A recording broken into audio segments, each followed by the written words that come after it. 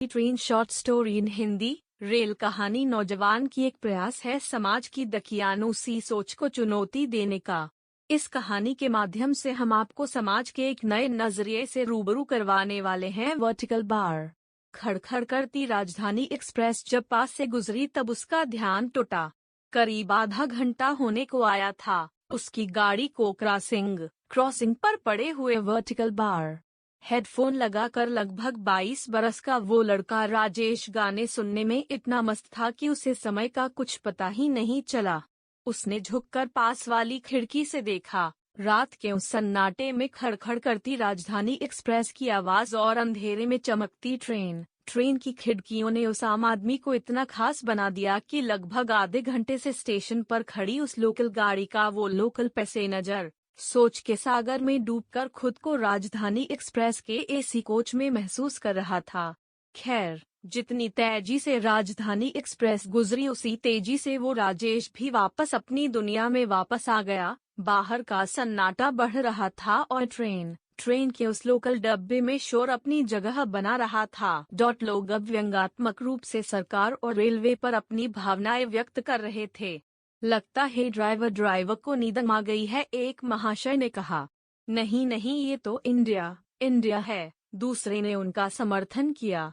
अरे इंडिया तो पहले भी था, सरकार ही निकम्मी है, एक महिला ने बहस में हिस्सा लिया। बहस अब बढ़ गई थी। लोग अपने शिक्षित होने का प्रमाण देकर उस महिला पर अपना प्रभाव डालने की फिराक में थे। महाशय, जो खुद को अभी राजधानी एक्सप्रेस के एसी कोच में महसूस कर रहे थे, हेडफोन निकालकर अब इस बहस का आनंद ले रहे थे और उनके चेहरे की वो शालीनता भरी मुस्कान उनके युवा होने का प्रमाण दे रही थी। तभी एक झटका सा लगा और ट्रेन चल पड़ी। गमी से परेशान होकर जो लोग बाहर बैठे थे सभी ट्रेन में चढ़ गए। ट्रेन के कोच में भीड़ बढ़ चुकी थी और बहस अब अपने अंतिम सफर पर थी। एक अलग ही नजारा उस लोकल कोच में देखने को मिल रहा था।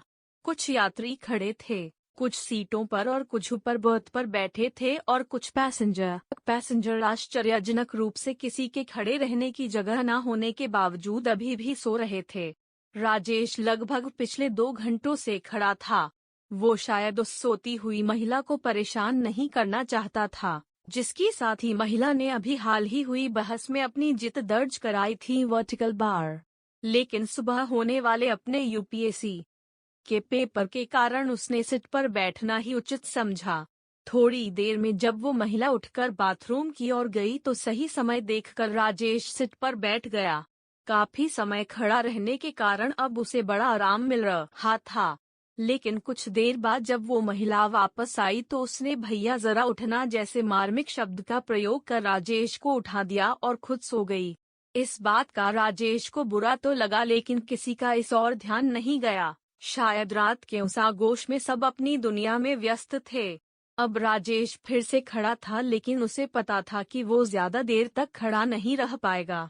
थोड़ी देर खड़ा रहने के बाद जब उसके पैरों ने जवाब दे दिया तब उसने बैठना ही उचित समझा। इस बार वो सीधा उस महिला के पैरों के पास जाकर बैठ गया। आदमी और औरत में फर्क ना समझने वाली इस पीढ़ी का ये युवा नौजवान तो बस अपने कल होने वाले पीएससी पेपर के बारे में सोचकर रात के इस सन्नाटे के गुजर जाने के इंतजार में था, लेकिन इस सन्नाटे में आने वाले शोर से बिल्कुल अनजान।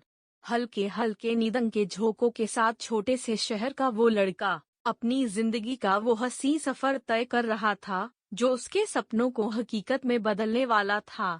दिखता नहीं है, लेडीज सो रही है, यहाँ कैसे बैठ गए? उस महिला ने कहा।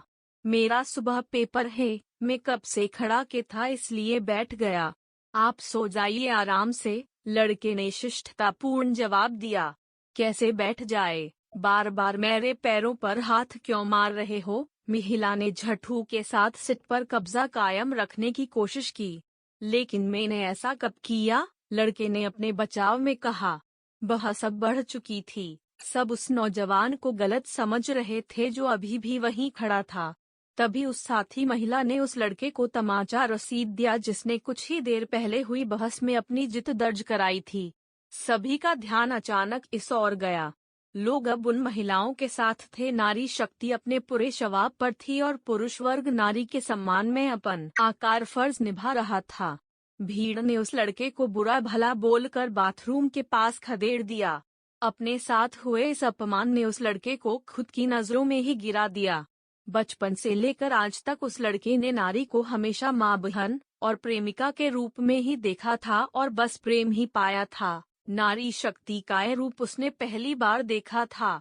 अपनी पूरी जिंदगी उसने जब कभी भी किसी महिला को बस या ट्रेन में खड़ा देखा तो उसने हमेशा अपनी सीट उनको दी, हमेशा महिलाओं का सम्मान किया। बात ये नहीं थी कि उसे भी बदले में सम्मान चाहिए था, पर इस तरह अपमान की भी उसे उम्मीद नहीं थी।